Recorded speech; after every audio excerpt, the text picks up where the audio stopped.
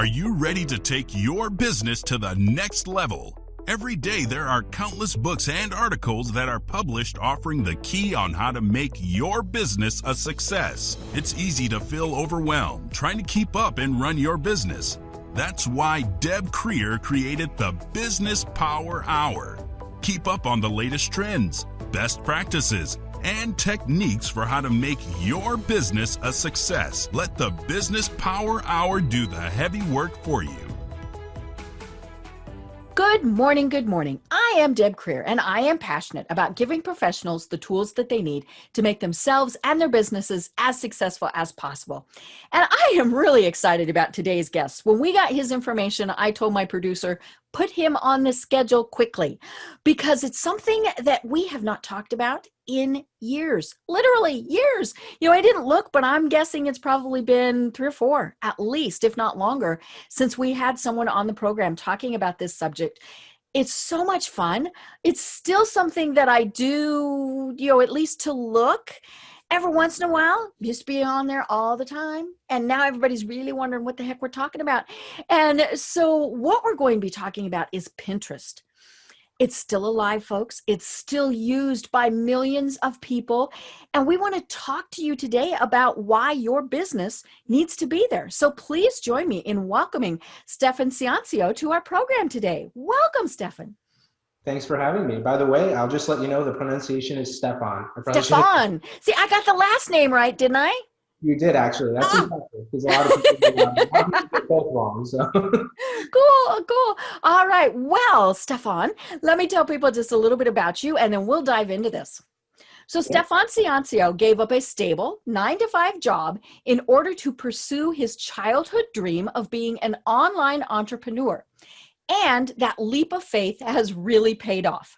Now the co-owner of several businesses, the president and CEO of the Master Growth Marketing Agency, a well-respected Pinterest marketing coach, and a hugely successful online marketer, Stefan has made a name for himself by working smart and constantly learning. So again, Stefan, welcome. This is going to be so much fun.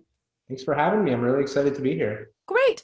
Now, I do have to admit that I kind of had to laugh that your childhood dream was of being an online entrepreneur, because now I'm going to really give away my age. I never touched a computer until I was 18. And it was one of those where it was what was known as a dumb terminal. In other words, there was a computer in some other room and we all just had keyboards. And so, but yeah, see there, I give away my age. But I love it. I mean, this is so cool that this is what you wanted to do, but you did start out doing something else and change. So tell us a little bit about what brought you to where you are today. Definitely. And one thing that's actually kind of interesting, just to kind of go into that whole childhood online entrepreneur thing.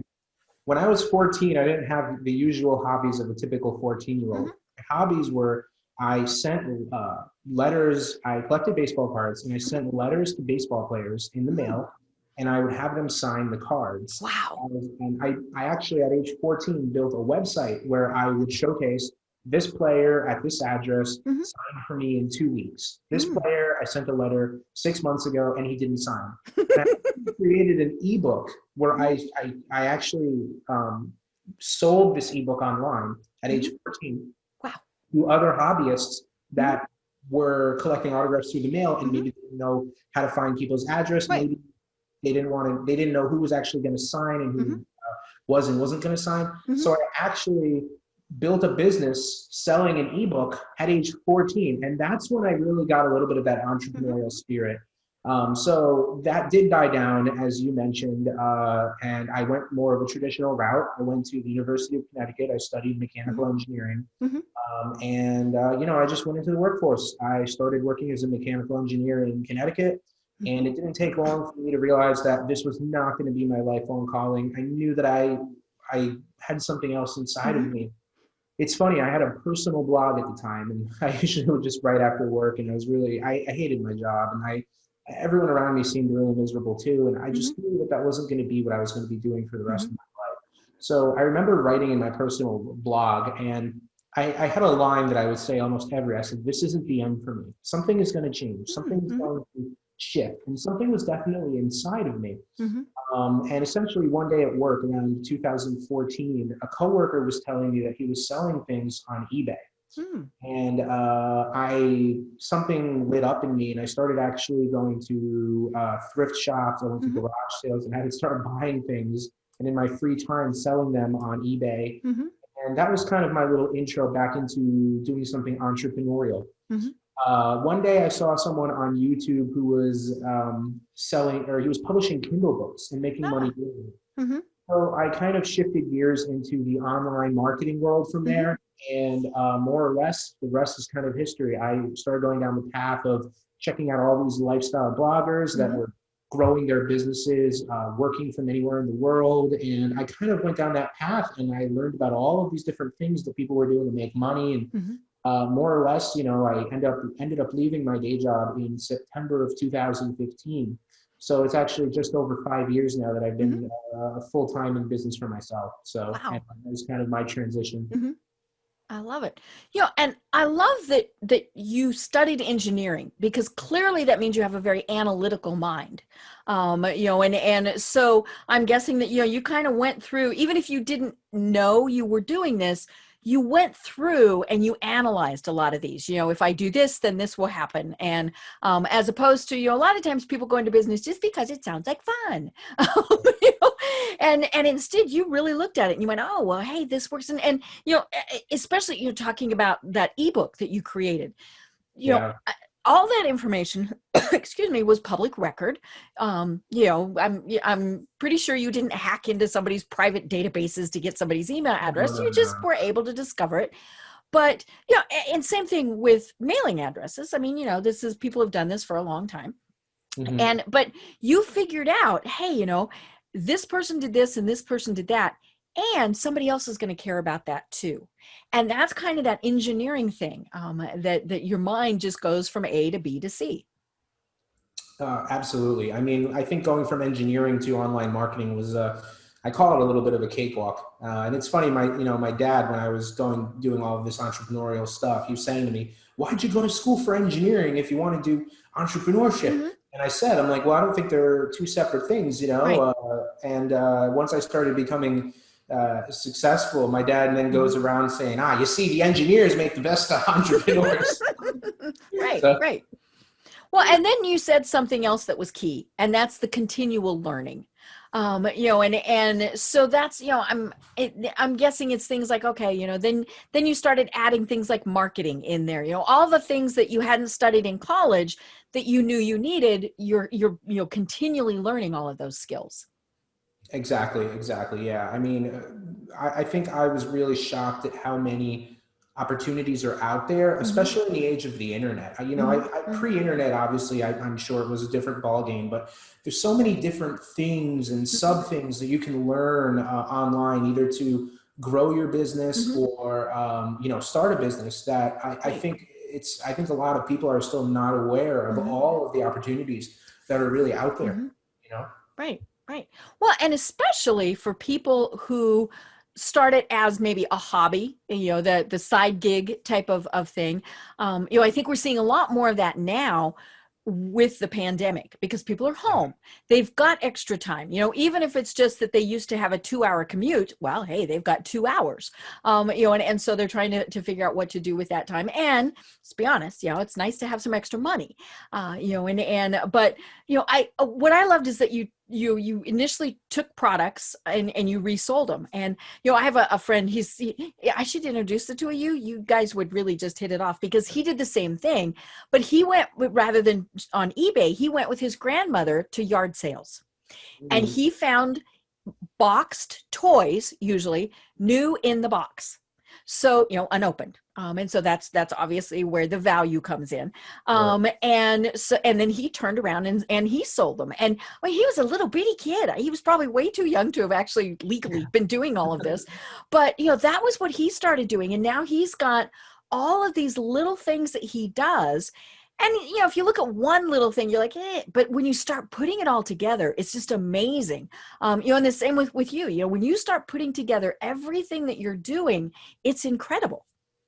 Oh, well, thank you. Yeah, and I think it's, it is, sometimes I have those moments where I really step back and I say, wow, I really have kind of deviated from the norm quite a bit here, going down this road. And Hmm. um, I love it. I mean, Hmm. it feels normal to me Hmm. now because I do it. But when you Right. really think of what the average person is doing, Hmm. going to a 9 to 5, Hmm. they have like a certain skill that they do their whole Hmm. life, or they move up in the corporate Hmm. ladder. And then you look at what I'm doing, it's like, it's a completely different ballgame. Hmm. And sometimes I do need to be reminded that I'm doing something very different. And Hmm. and when I think about that, I do have a lot of gratitude that I've been able to go down this path and kind of Hmm. learn about all these different things that a lot of people don't learn about. Hmm. Right. And they all still tie together. I mean, that's the thing. And so it's almost like you're doing one big thing with just all these other little parts, Yeah. which in essence is kind of what it is. Mhm. But I love that you just had the courage to even do it. And I think that's one thing that so many entrepreneurs and small business owners, it is kind of that old Nike thing, just do it. It's so scary to be thinking about it, but as you said, the opportunities to, especially because of online, are just vast. It is so incredible. I know people who have tied into Amazon, and they sell their products through Amazon, and obviously there's good and bad with that. A lot of people who do things independently, people like you and I who have kind of our own consulting firms, things like that. But and now you add in that other layer of technology where it can be anywhere in the world 24/7. And I think, to me, that is one of the coolest things. 100%, and it's a never-ending thing now, and Hmm. kind of elaborating on what you said about how it's all 24/7 now. One thing that I've loved is that because of the internet, we get to connect with so many different like-minded Hmm. people. Like, I get to be on this show with you, Hmm. and I've connected with business owners from all over the world, and I've Hmm. met many of them in person. And what a life, being able to Hmm. kind of connect with all these different people that they might not be your next door neighbor, but you're connecting with all these people Hmm. that have such a similar mindset to you. And Right. I think for me, especially, when I was working my 9 to 5, that's a very different echo chamber. Hmm. Those people have a certain mindset, and that's Hmm. fine. If they're happy, that's Right. great. Hmm. But for me, being able to connect with the people that see the same vision as me, Hmm. that kind of see the world as kind of this great opportunity that you can go out there and achieve all these different things, Hmm. connecting with those people, I think is so rewarding and so life Hmm. changing. And that's just another part of, I guess, the internet allowing that to Right. kind of happen. Right. And the other thing is, the pandemic hits and we're like, oh, okay. I mean, it really, aside from the fact that I am no longer going out to networking meetings, that's pretty much the only thing that has changed for me. Right. I'm still having in-person meetings. We're doing them on Zoom. But I'm networking with people around the world. Right. But yeah, actually physically going to those meetings, that's pretty much the only thing that has changed. I'm sure I will notice it when I do my taxes. And normally I have, 3,000 miles of driving, and this year I'll have 20, Right. but yeah, for people like us, there was no shift. There was no pivot. You got up the next day and it was pretty much the same thing. Yes, definitely.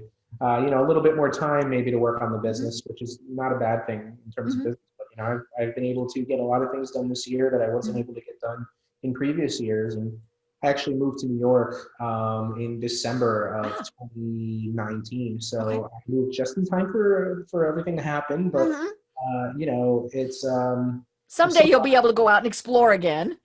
right, right, yeah. So, but I'm just grateful that because of the nature of our business, like you said, I'm able to focus entirely on Hmm. this.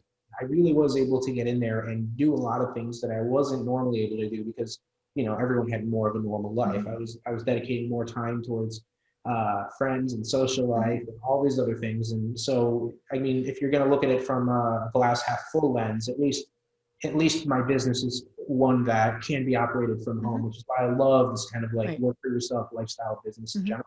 You really are recession proof. Hmm. You have so many opportunities that the average 9 to 5 just can't provide Hmm. you, you know? Right. Right. Yeah. As long as we have internet, we're pretty good. It was funny last week. Hurricane Zeta blew through here, and Yeah. took out the power. We actually, just half a block away was where the power came down. And we had power within about 10 hours. So that wasn't too bad. I mean, it was a little stressful during the day. We didn't have internet for about a day and a half. Now that was bad. And the weird thing was my phone had trouble connecting too. So, I mean, there were just a lot of network issues. And fortunately, my neighbors, with their permission, I tagged into their, because they had a different provider. And so I was still able to kind of work. But yeah, that did kind of throw me to not have internet for that long. And so, that is kind of the one drawback is we're very limited. But the same thing would have happened if we were in an office. Yeah, I mean, I know a few people who were doing the snail mail marketing back in the day, and there's people that still do it. Believe it or not, there's people Right. that Oh, yeah. snail mail. So I think if we lost the internet, we'd probably have to go back to that. Right. Right. Yeah. Yeah. I got out a book, a real book, a physical book. But yeah, you talk about snail mail. That's one of those things that so many people are doing, and because we don't get it, it stands out. I've got a card right here. Isn't this gorgeous? This is this very pretty card. And a friend of mine sent this, and clearly it means a lot to me because I put it just right here. But she created those cards. She did the painting, all of those things. But because it wasn't an email, it wasn't a text, it wasn't anything like that. It was this cool physical card. I saved it. And that's one of those things for marketing people to keep in mind is, how do you set yourself apart? Can a mailer now, right now it's going to get lost in all the political mailing, so you don't want to do anything. But yeah, it might be time to do some physical things again. So maybe send a real Christmas card or, something like that. Yeah, no, that's smart. I mean, that's something that I'm always thinking about, especially in the programs I sell, is coming up with like I'm actually now, might as well share with the audience. I'm working on a planner to go along with some of the programs I sell. So it's a planner that when you buy into the program, you actually get a physical planner sent to you in the mail. Nice. People love that. Like you said, they love it makes it feel real, especially with a lot of the online stuff. I think a lot of times people feel like it's hard to make it feel tangible. But when you actually send something in the mail, people feel like, wow, I'm actually getting something. I'm actually getting something real out of this. So I think it's very powerful, especially when it's done right. Right. Right.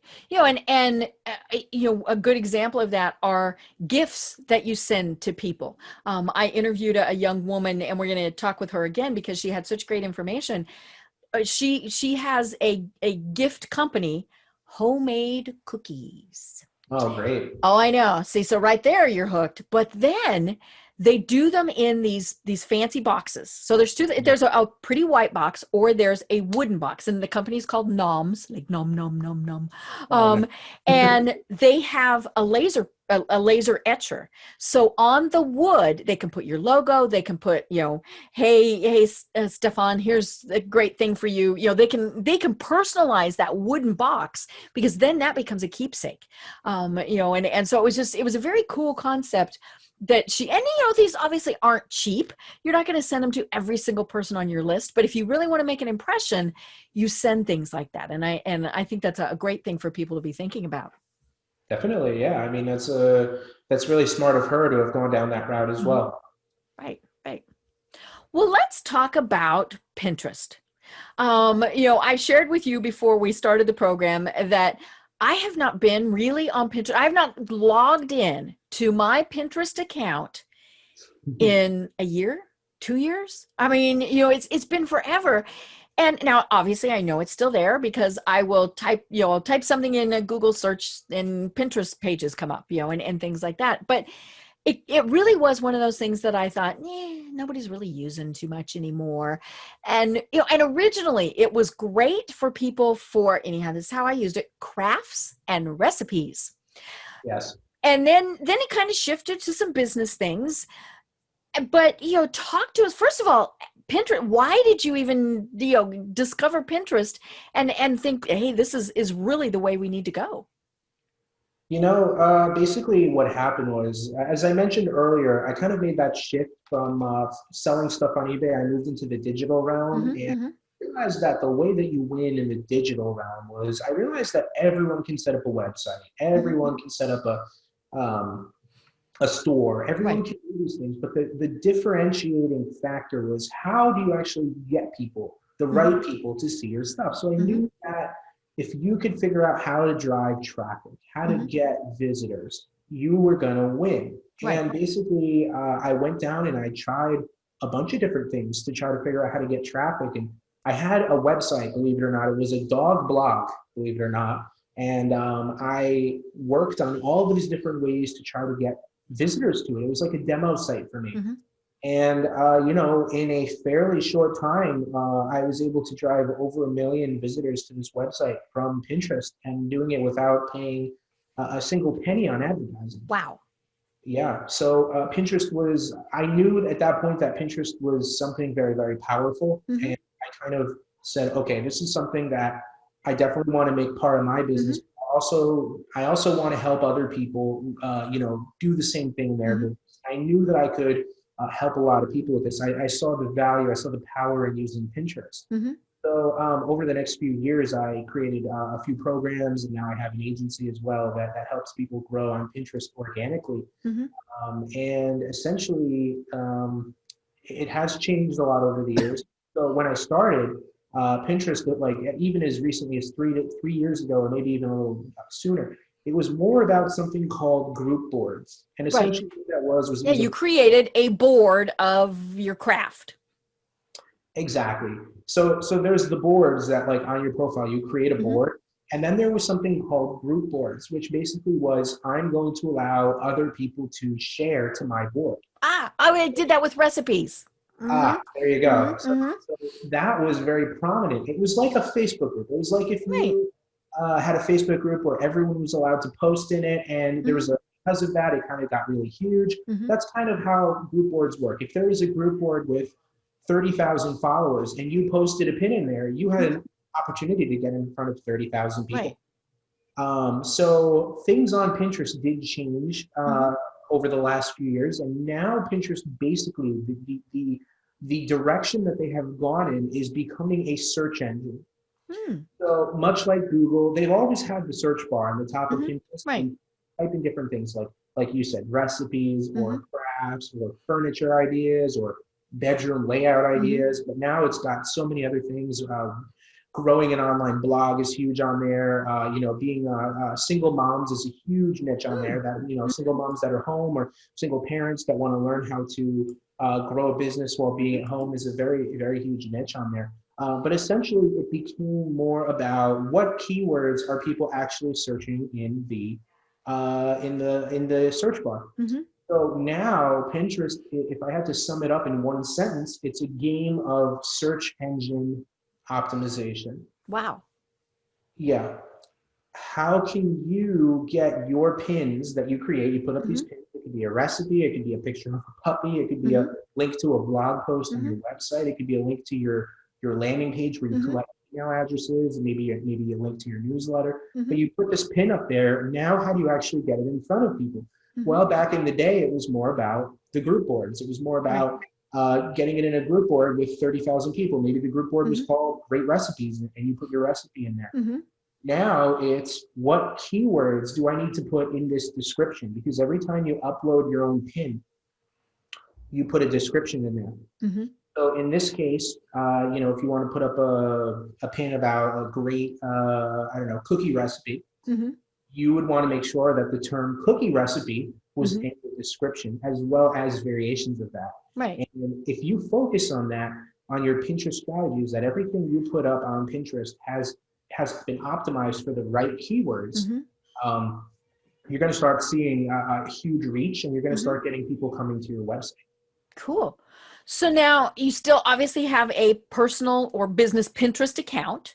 And that's where you're putting people. And then does it drive back to your website? Is that kind of how that works? Absolutely. So I always recommend a business Pinterest. So essentially, what's really cool is every time you do put up one of these pins, you go to upload it, there's a little section that says content URL. Or they change the verbiage a lot, but essentially there's a place to put a link. That link, whenever someone clicks on your pin, they will be taken to whatever link that is. Right. It could be your website. You could even, if you wanted to, you can link to your podcast episodes. You can link to your YouTube channel. Anywhere that you want to get more visibility, you can use Pinterest as a driver. So anyone who discovers you on your Pinterest pin will click that pin. Not everyone's going to click, but some percentage are going to click that pin, and they're going to come to your website. I love that because you don't own Pinterest. I mean, and I tell people it's the same thing with Facebook. We design websites for people. And, when we were actually going and meeting with people in business meetings, I would have somebody come up to me every time and say, I don't have a website because I have a Facebook business page. And I would try really hard to not go, baka, baka, baka, baka, because it is, and I would tell them, no. Facebook owns Facebook. They can do whatever they want with it. And if you are relying 100% on that for your customers, you're in serious trouble, because you could go in there and they could have changed the terms. They could have deleted your page. I mean, all sorts of things. And so it's always about driving people to your website. Now, Facebook, of course, doesn't like that, because they like people to stay on Facebook. But it sounds like Pinterest is like, okay, that's fine. That's the way we're gearing this. Absolutely. I mean, it is a content discovery platform. So they want you to be able to get people clicking on your pins and all the different stuff, So it really is a platform that's geared more towards content discovery. So, people being able to discover you and then click that link to go to wherever you want them to go. So it's really, really powerful. Right. Are there specific industries that are better on Pinterest than others, or is it just kind of, good as long as you're using it correctly? I think, ironically, most industries are, most people won't expect it, but most industries are really good on there. I mean, anything in the health field, anything in like we were saying, food or health or fitness, or even like design or crafts are done for you. Like for example, if you have a furniture drop shipping store, as an example, that's going to do really well on Pinterest. If you have a health blog, if you're a business consultant, believe it or not, that's becoming very popular. Another huge area that's huge on there is saving money and budgeting is very, very popular. And what a lot of people do is, who are in the budgeting kind of arena, they'll basically, put up a lot of budgeting content, but then anyone who's looking to save money and budget, a lot of those people are looking for ways to make more money. Right. So essentially that's a great segue into the people who might be in the finance world, or, there's some sort of like coach for people starting a business or anything like that. So there's just so many different opportunities to tap into there, health, wealth, personal development. There's so many different fields on there that are really big. Right. Yeah. I remember, and this was, when Pinterest first really started and kind of caught on with retail, and they put their entire, say, Christmas catalog on there. Each item would have a pin. And so, you went, "Ooh, I like that toy. Ooh, I like that shirt." And then it went to their website and things like that. And so I'm assuming that companies still kind of do that too. Oh yeah, there's a lot of huge companies on there, and one of the things I do is I show people, I'm like, you can go on a Pinterest, and in the search bar you can actually search by account.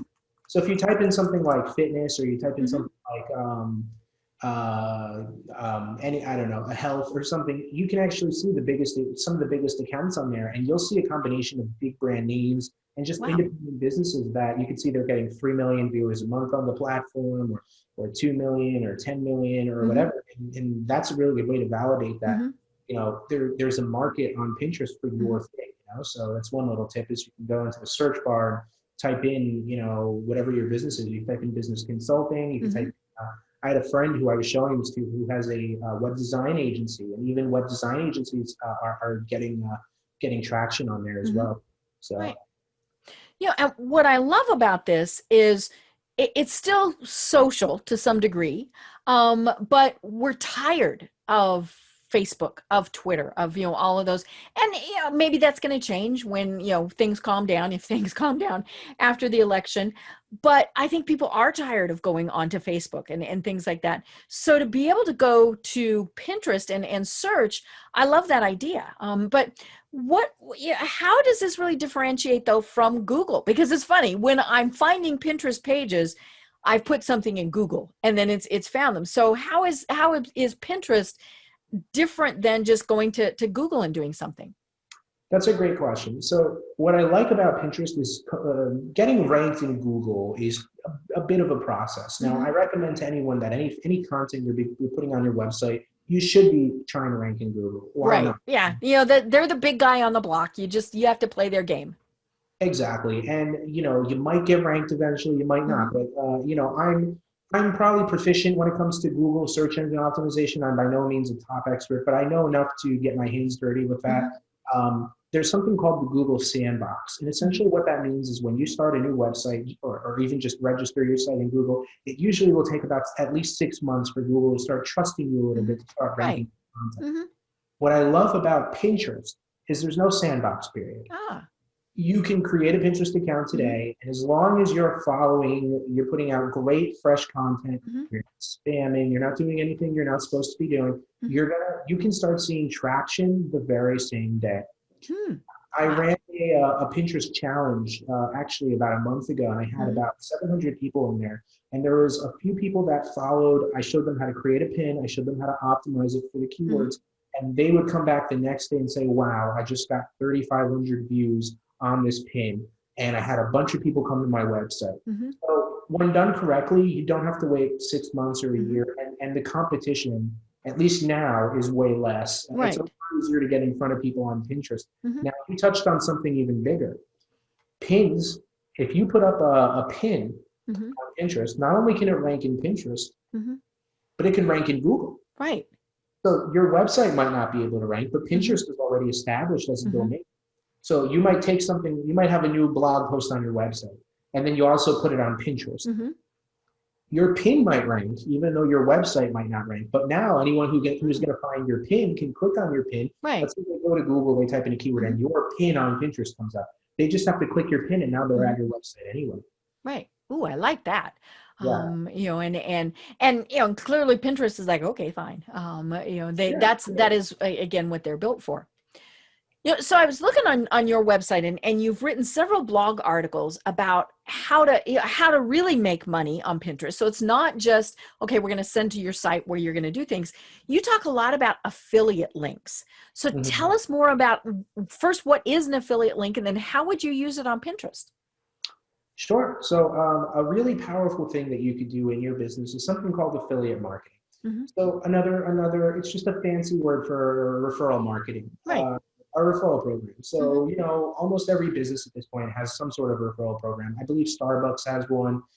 Essentially all it is you refer someone to do something and you get some sort of reward. It could be a commission, it could be store credit, it could be, that's the general concept.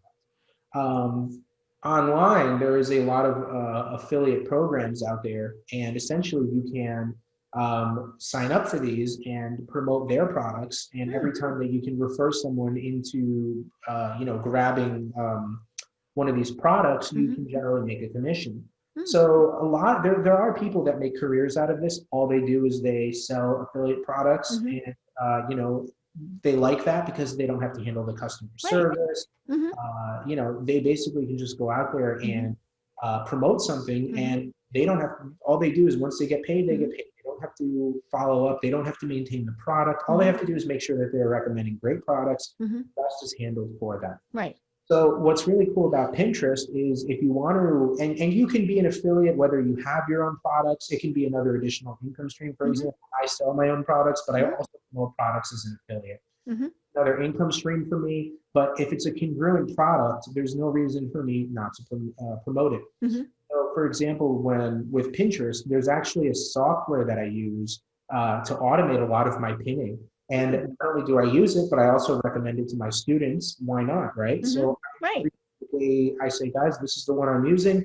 If you want to grab it, you can grab it from here. This is my affiliate link. I will get a small commission if you purchase this through my link. Mm-hmm. And essentially, every month I get a bunch of signups to people who are Mm-hmm. signing up to that through my recommendation, and that company pays me a recurring commission for as long as they stay Wow. Mm-hmm. part of the program. So that's kind of how affiliate marketing works. But what's really cool about Pinterest is, you can actually direct link your affiliate link. So if you are promoting something, maybe so for example, maybe you're promoting maybe there's a furniture website that has an affiliate program. You can actually promote their furniture on Pinterest, and instead of, it'd be the same as if you were the company itself, except you're an affiliate. So you promote through your own affiliate link, and you'll get some sort of commission if someone then clicks on your link, goes to the store, and then buys because you drove that referral.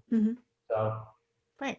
And you mentioned something that's obviously very important, and that is the disclosure. You have to say, hey, this is an affiliate link. Now, it doesn't have to say this link right here is an affiliate link.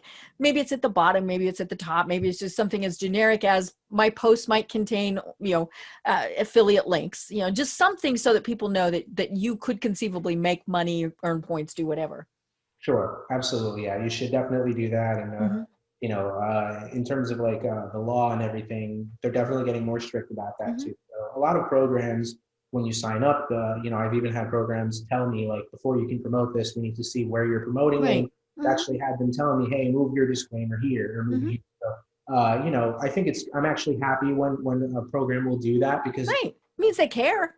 Yeah, they're kind of saving me on the trouble of potentially doing something wrong. So I'm perfectly fine with that. Right.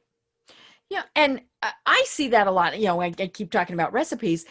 That is one of the things that I see a lot is, it's a blogger. It's, they're pinning posts on Pinterest, whatever. And they've got this recipe and it will say, somewhere in there, hey, we have affiliate links. And so what they'll do then is they'll say, use this brand of crockpot or this brand of whatever. And, and if you click that link, then that's the affiliate link. Yeah, exactly. And those people are probably making some nice commissions. Right. Oh yeah. Yeah. If they're, like one of the ones that comes to mind is the, Pioneer Woman. So, she has this big show on HGTV or Food Network or whatever. And she is her own company. And so, but, so she's always posting in there, but she sells her product through places like Walmart. And so that's kind of it's this weird kind of, I guess it'd be a double whammy for her. She gets paid initially to sell it, and then she has an affiliate link with them. But yeah, I mean, it's just as simple as, saying, hey, we like this brand of cooking utensil. Here's an easy way to get it. And you're sending them to Amazon, you're sending them to wherever, maybe it's directly to the company, but yeah, there's lots of those things. And it's incredible how many companies do affiliate programs. Website companies, website hosts do affiliate links, or affiliate programs. I mean, all sorts of companies do it. And I've had people ask me, hey, we'll give you, I'll be interviewing somebody and they'll say, hey, we're getting ready to do a program. We'll give you an affiliate link to put in the notes of the podcast. That's fine. That's great. And so I say, this is an affiliate link, but here's the information. They could have just as easily gone directly to that website. The price is the same. I mean, and that's the other thing is usually with an affiliate link, the price is the same. But yeah, I mean, it's like you said, it's a simple way to make a couple extra bucks, and you do that a lot, and you're going to make a lot of extra bucks. Exactly. Yeah. I mean, you can, depending on how many things you promote. I mean, I know affiliates who are easily in the 6-figure-a-month territory, just making money just from affiliate links. So wow. Yeah, you can go pretty high with it. It's interesting. As you mentioned in the beginning, I'm a co-founder on a few different products. And one of the things we have is actually a webinar software. So I use webinars a lot to sell in my business. And we actually have an affiliate program for the webinar software. And we have people who, and we don't promote the affiliate program, but we have people who through our other means of promotion come to our website, and at the very bottom we just have a link that says affiliates. And we have people that passively sign up every day to the affiliate program. And we've had people that come in and out of nowhere we'll just get a sales rush because some affiliate promoted it to their audience. And bam, you just out of nowhere, you have this huge sales rush. So one thing I'll say is if you are a business owner, you might want to consider having an affiliate program. I know we use it and it's just very passive and it brings a lot of new revenue into our business, you know? Right. Yeah. You also have that tab on your website, resources. And, and in that are various things. And so it's very easy for people to do that. I'm an Amazon affiliate because I frequently interview authors. And so, if somebody buys the book, I get, it's like 15 cents or something. I mean, it's really not a lot of money, but again, it does add up.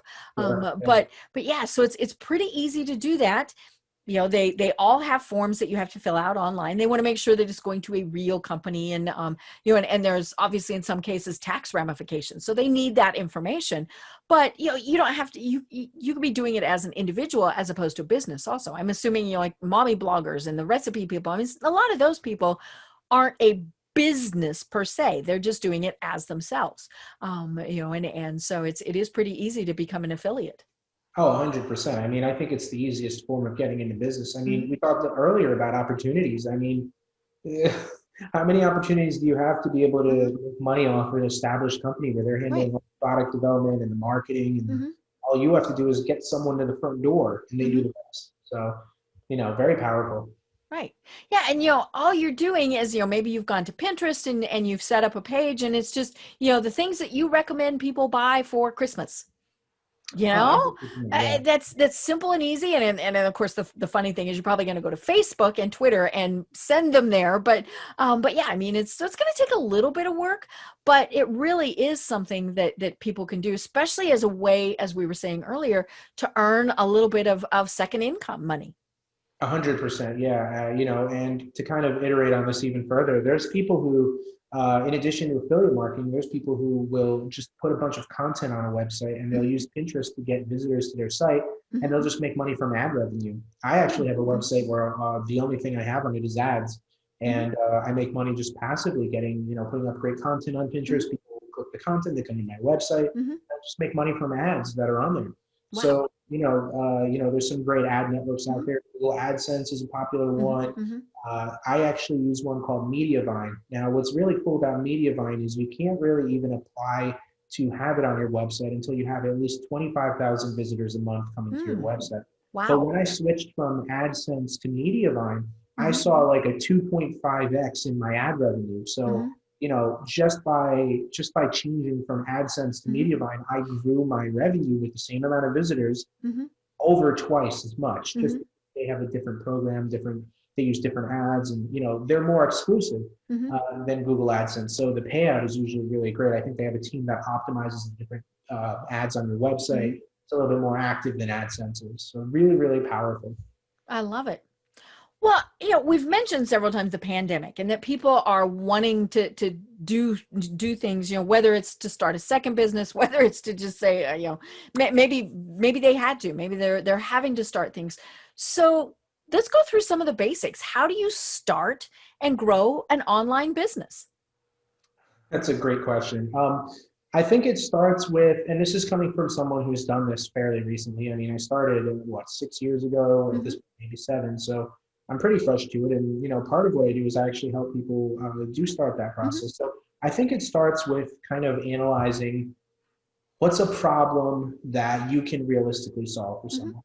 I think it needs to start there, because I think when I started, I didn't start there. It took me a while to really get my footing in the beginning because I wasn't really understanding the basic concepts. But to give you an example of what it means to solve a problem, think of something that, don't overthink it, but think of something that people need that you can realistically help them with. In my case, people need to get visitors to their business, right? That makes sense. More visitors you have, the more money you make. I'm solving that problem. That's a big problem I'm solving for people. The software that I sell, one of the softwares is a webinar automation platform. People want to automate their webinar presentations. We provide that solution. So I think it starts with kind of having an idea of, what do you want your business to look like? What problem can you solve? So maybe you want to have an at-home lifestyle business where you make 5 figures a month and you have a blog and you promote affiliate programs and you have ads. You just have a blog and you promote it on Pinterest. There are a lot of people doing very well with that. Right. Maybe you want to do something a little different. Maybe you're a developer and you want to create a software. Maybe you wanna be someone. Maybe you're big into cooking and you want to build a recipe website Mm-hmm. and you want to sell your own recipe books. So I think it starts with kind of not only looking for that problem that you can realistically solve, Mm-hmm. but how are you going to actually apply it, and what do you kind of want that business to look like? Mm-hmm. Like when I started my business, I was definitely more of I want to make 5 figures a month. I want to have some sort of lifestyle website where I can travel and make enough money to survive. That was kind of my initial goal. But my Mm-hmm. goals have, since going down this journey, my goals have increased. Mm-hmm. So now I want to really grow my coaching, my programs, my software. I want to Mm-hmm. become really, really the go-to guy on so many, and in a lot of ways I have achieved this, but I want to really keep going down that path of becoming like really known as the go-to guy for people that are looking to do these things. Mm-hmm. So my passion has really gone down this road of like helping and educating others on their opportunities. Mm-hmm. As I've talked about that a lot on this podcast. I really love teaching people about things that they don't know about and giving them that knowledge. Mm-hmm. So I think it's a combination of what do you want your business to look like? What problem do you believe you can Mm-hmm. solve? And where are your passions? Right. And I think when you go down that road, you can know like, what is this going to look like? Mm-hmm. Um, just to give an example, I have a friend who, just like me, was a 9 to 5 engineer, and he and his now wife, at the time it was his fiance, they love yoga, Mm-hmm. and he loved woodworking. So he actually now creates from his garage custom yoga mat holders. Ah. Yeah, and he has a website where he sells them on the internet, Mm-hmm. and one of the ways that he promotes it is using Pinterest. Right. So he actually recently, I think about a year ago, quit his day job and was able to pursue this online business where Wow. he does that. So just to give you one example, he knew what he liked. He knew what he wanted his business to look like. Mm-hmm. He knew the area that he could solve a problem. He knew that he could help people in yoga hold their mats. Mm-hmm. So I think it's kind of analyzing like those three things. Where's your passion? What do you want your business to look like? And what problem can you solve? And once you go down that route, the next step is, how's that going to manifest? What's your website going to look like? And how are you going to drive traffic? Mm-hmm. You can use Pinterest. You can use Facebook ads. There's so many different ways that you can go out there and do it. You can create content. Content is very powerful. Like, we're on a great show right now. If Bill wanted to, my friend who does the yoga mat holders, he can probably do a show about yoga every week and grow an audience. And a lot of those people are going to end up buying his yoga mat holder. So, that's kind of the general idea, the general blueprint. But that's kind of, I hope that kind of lays out the steps there. Yeah. And it's interesting, and we've talked on other programs about the legal things that you need to do to start a business. And I think that's always, a pretty good thing to do. Talk to a lawyer, talk to a CPA.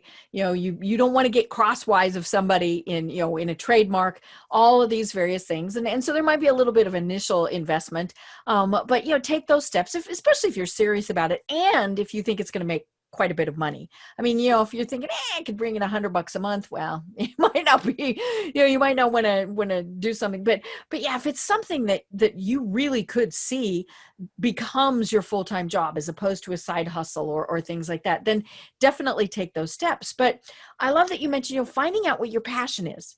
So many of the things that we see people being successful with was something that started out for them as a hobby. They loved doing cooking. They loved doing crafts. They loved, doing all these various things, and maybe it's that you love doing math. Okay, well then maybe you're an online math tutor because all these poor kids are now having to be homeschooled. Right. All these various things. So again, it's exactly what you said. It's coming back to, what is your passion that can help somebody, and you might think it's silly, but that's when you talk to some of your friends and say, yeah, hey, if I did this, what do you think? And go from there, because I'm sure at some point somebody told Steve Jobs, building computers in your garage, I don't know, probably not real wise. And he went, yeah, I'm probably going to keep doing it. And he did really pretty good, and all of these various things. And then, but then the thing is, if it doesn't work, okay, You go on to something different, or you figure out why it didn't work.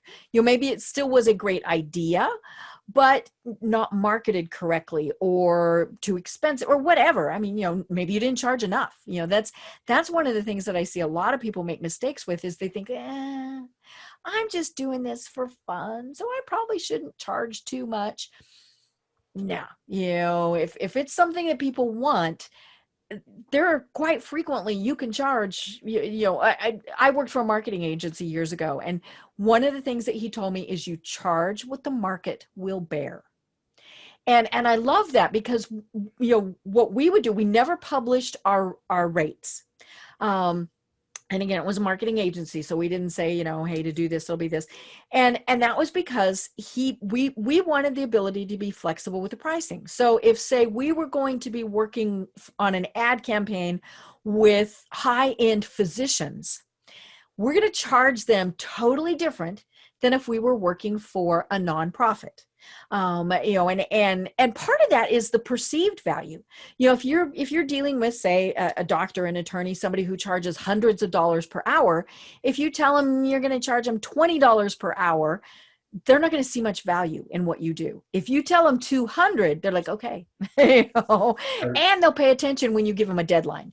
But yeah, so I always tell people, you charge what the market will bear, and be flexible. That's the thing, is realize, okay, and by charging maybe more for those high end, that does give you the ability to help the nonprofits, some things like that too. So that's it. But that comes back to exactly what we were saying, and that's that whole lifelong learning and the self-education. So, talk to us a little bit about that. Why is it so important to continually be learning?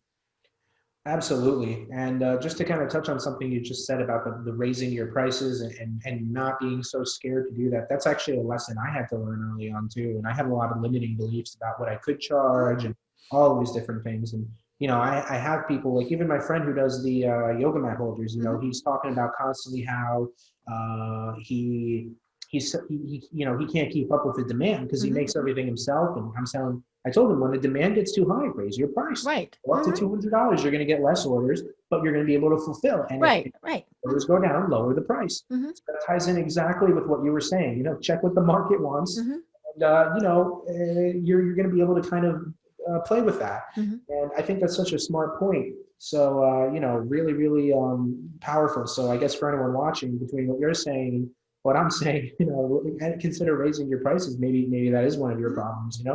But when it comes to lifelong learning, that's a concept that it feels like it should be obvious. And I think a lot of people say that, but they don't actually listen to what it really means. Like, I have a degree in mechanical engineering, yet I run a successful marketing business. And I have a lot of people who say to me, how the heck are you doing from if you studied engineering? And I'm like, just because you went to school for something doesn't mean you can't learn that institution. And, I think, unfortunately, education is synonymous with college for a lot of people. And, that's fine. That's one way that you can go and get an education and do those things. But you can, especially now with the internet, there's so many courses online. There's so many mentors you can speak to. There's so many podcasts you can listen to, where you can, YouTube channels, you can learn and get so much information out there that, instead of watching, like I see people a lot of time, they say they don't have time for that. And if you know Gary Vaynerchuk, this is going to go a little bit down his territory a little bit, but, watch one less episode of TV every night. And you're going to put that time into consuming something where you're gaining a skill or whatever. And, it doesn't have to be all or nothing. You can slowly phase this into your life and start learning new things, new skills. I mean, I feel like my mental, what's the term? My cognitive abilities have increased dramatically since I've become a self-student, because there's no, for lack of a better term, BS. Like when I was in college, there's those lectures that you kind of sit through and you're not really paying full attention. Because you have to take the class. Right, exactly. And it doesn't really feel like you're in the driver's seat though. You know what I mean? When you're studying for yourself or you're working on your own business, the only person you're cheating at the end of the day, if you're not really doing it, is yourself. So, for me, like when I actually learn something, I really learn something. I don't take a class and then sort of pay attention and hope to get a B or whatever. I actually go down that road and say, what can I actually Mm-hmm. learn? It's completely changed the way that I approach problems. And I think I'm mentally more Mm-hmm. able to consume new information easier now because I do so much of this self-learning. Mm-hmm. Right.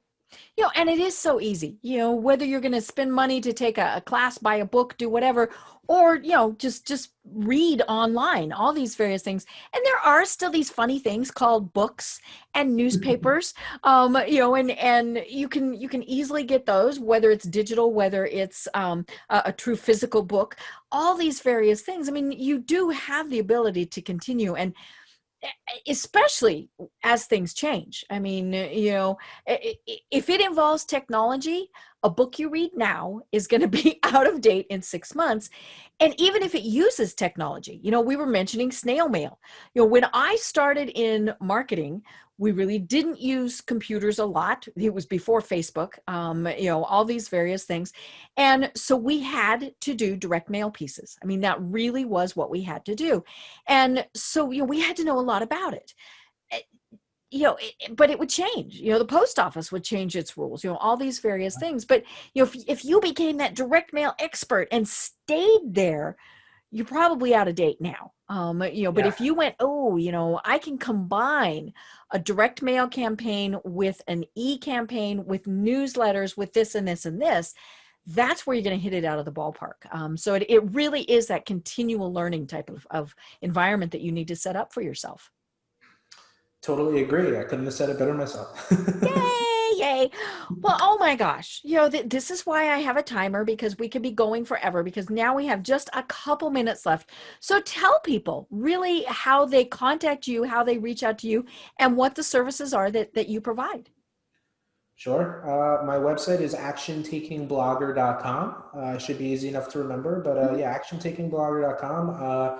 I've got a lot of Pinterest options out there. mhm, I have a free Pinterest traffic playbook, so you can actually go in and start learning a little more about what we covered on this mhm, call, to learn about how you can use Pinterest to grow your mhm. business, the different applications, all of that great stuff. I also have a Pinterest program. I also have a few software that you can use in your business to help you. I have one centered around content marketing. I have one centered around webinars, and I've got a lot of great information under my blog section on my website as well. I've got, I believe, over 100 articles now that have a lot of great tips and tricks as well to help you grow your Great. business and go into further detail on a lot of the stuff we touched on during this call. Perfect. I love it. And again, that's actiontakingblogger.com. Yes, that's it.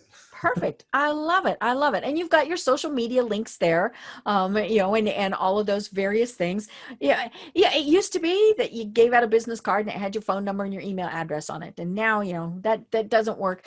If I don't know who's calling when the phone rings, I typically ignore it, which I know is a really bad business practice. But yeah, it's like, oh my gosh, I don't know who that is. And how many email addresses do we all have now, right? Because we've got one that we sign up for stuff with, we've got one to give to mom, we've got one, all those various things. Absolutely. Yeah, no, it's, I think, it's actually interesting. I've been to a few marketing events, and I actually don't even think about business cards. Mhm, And more and more, you actually find more people at these events don't have business cards, and they'll mhm, say, I don't do business cards, add me on Facebook. mhm. So I don't know if that's going to be a trend Right. or Mhm, something, but it is trending that way. mhm. So. I'm a little old school. I at least want somebody's, business card so that I can put it in the pile, right? Right, right. But yeah, so it's kind of one of those things, and it makes you feel real when you've got your own business card. Yeah. But yeah, I mean, a lot of times it's not, like you said, a lot of companies don't need them, and especially if you just start starting out in business, if you can just tell people, hey, look me up on Pinterest, it's probably going to work pretty well. Sure. Yeah, definitely. I actually probably will get some business cards for the next time I go to something, just so I can cover all bases. Oh I yeah. should probably do that. Yeah. Yeah. When, and I still have people that want to bump my phone, and I'm like, I don't think my phone bumps. Now I have an iPhone. Of course it bumps or whatever, but yeah, I'm like, no, give me your card. Right, So, right. and I like that because I write on it, I'm still very tactile. That's why I still like physical books and a newspaper. I actually get a newspaper. Isn't that very bizarre? But yeah, so it's one of those things. Well, Stefan, this really has been absolutely wonderful. I'm going to have to go look at my Pinterest page, see if I can even get into my Pinterest page, and definitely update it. make sure that it's something that I'm using. And I'm going to encourage, everyone who is listening or watching this program to do that.